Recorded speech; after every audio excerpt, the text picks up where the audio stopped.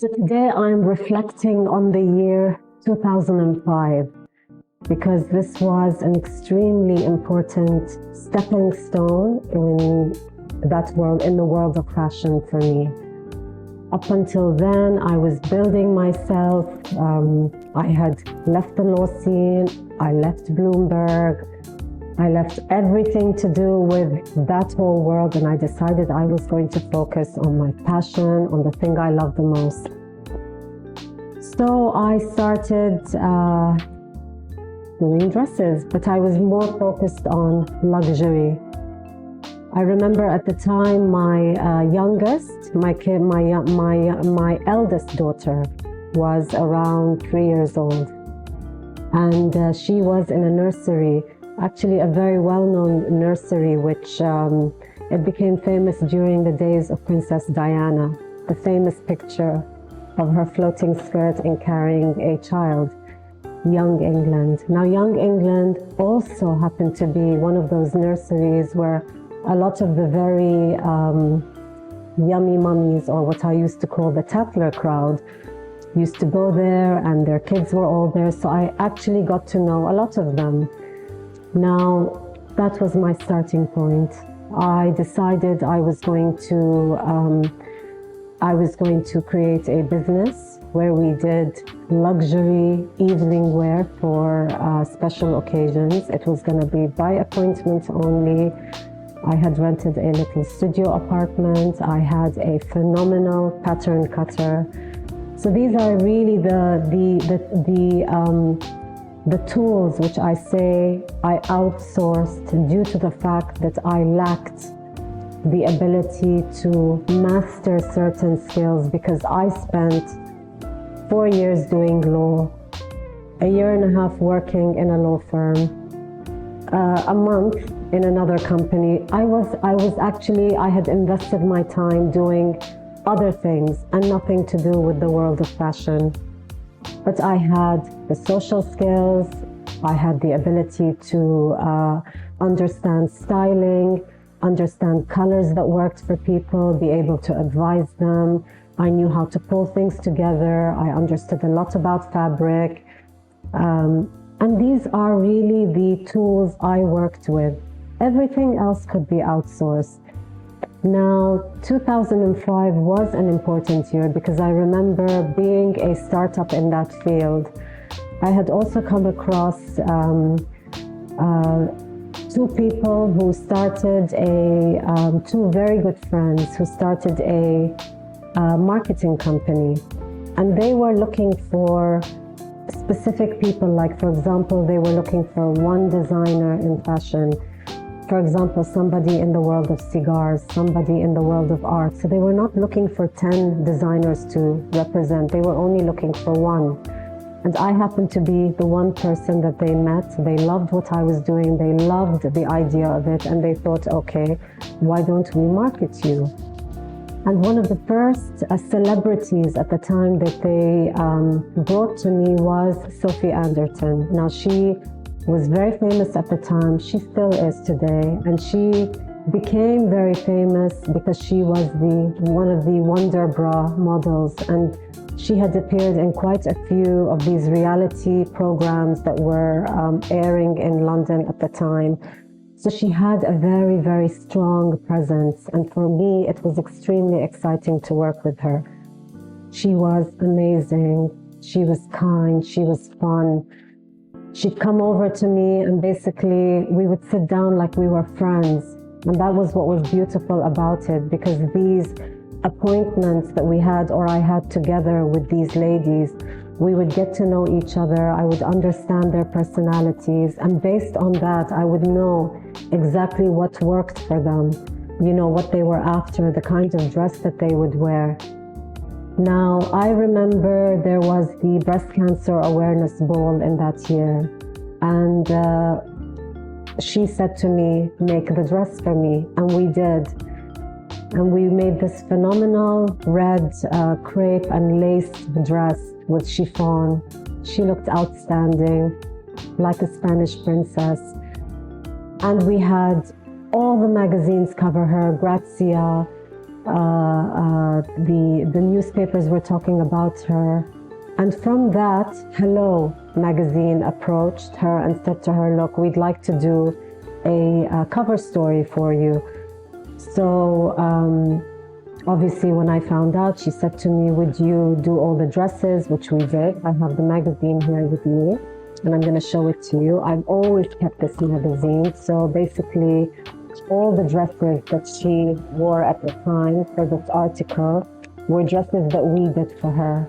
I pride myself on this article, by the way. So anyway, this really kickstarted a lot of things for me. We had people approaching and asking us about the dresses that she wore, whether we could do dresses for them. And I call that the honeymoon period of my life, because here I was just sitting there, you know. I had all these really outstanding ladies, very fashionable, who wanted to wear beautiful dresses, and I was making those dresses for them, and we were bonding, we were working. It was a good relationship. It was exciting for me. I was sourcing out the fabrics, and we were actually turning around the dresses within 2 weeks. And some of these ladies, they went to Elton John's white party, so we did a couple of white dresses. Some of them went to themed parties. So I remember we had an Audrey Hepburn themed party where the client wanted to dress up in the Givenchy dress, which Audrey Hepburn wore in Breakfast at Tiffany's, and we replicated that dress. And it was just such a lovely, lovely period for me, which I would never look back on except with a smile. Obviously, I remember at the time we got approached by Extreme Makeovers UK, which was a program where they basically, they have a candidate, and they just make her up. They do everything from her teeth to her hair to her, it's an extreme makeover. And they wanted me to come on board as the stylist stroke the designer who was going to create the looks for this candidate. Now, this is the point where I would say that sometimes I do look back and I think, was I maybe naive, young, afraid? What was it that didn't make me step on that ladder immediately and see it through to the end? Because I remember initially saying I would do it, and we had booked it all. And it's almost as if the universe out there knew I wasn't ready for this. I had 2 little kids at that stage at home, and I didn't quite understand at the time that the level of commitment which this program demanded would take me fully away from my home, my family, and a lot of the other important aspects of my life which I needed to maintain, which was a priority for me, and I needed to keep that balance. So I figured it all out. I remember after the first time we booked that first appointment, and they said to me, and just to let you know, I was also very camera shy, camera nervous, and I said this to them. I told them I wouldn't know what to do, and they said, don't worry, we will train you. So this was going to be the first training session that they were going to give me. And we had done the arrangements and decided it was going to be at something like 5 o'clock in the afternoon, which was okay. Now I remember on that day, I waited until 10 o'clock in the evening and they didn't show up.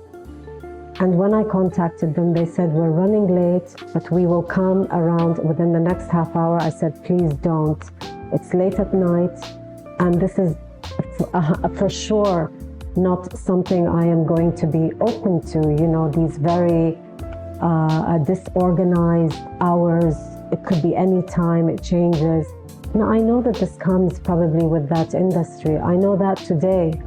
And I know that when people say it's part of the hustle and that you work hard, this is what's involved. And this is why I'm extremely sympathetic about people who really go full force into this business, and they do it all in the proper way. because I know it's not easy. People think it's easy, but it's not. And I know how much of their time they are investing into this. And I know how much they are giving up opposite this massive investment. I mean, I wasn't ready for it, definitely. So I pulled out of it and I said to them, well, look, if this is the way it's going to be inconsistent hours. You are going to demand me to be available at your beck and call. I'm not the right one for this show. So I didn't do it. Sometimes I look back and I think, was it the right thing to do? Now, at the time, it did feel like it was the right thing to do. Today, would I do it? I think maybe things have changed. Maybe things are a little bit more weighed and organized depending on where you are. But if it was still done in that same inconsistent, disorganized way, where you have to be at the beck and call of the program creators, then no, I don't think I would do it in that way. I would only want to do things today if I felt there was an element of control, you know? And this is an extremely important thing I realize about me, that I do need to have that element of control. I do need to be relaxed and present and 100% committed in what I'm doing in the right way. It cannot be any other way for me.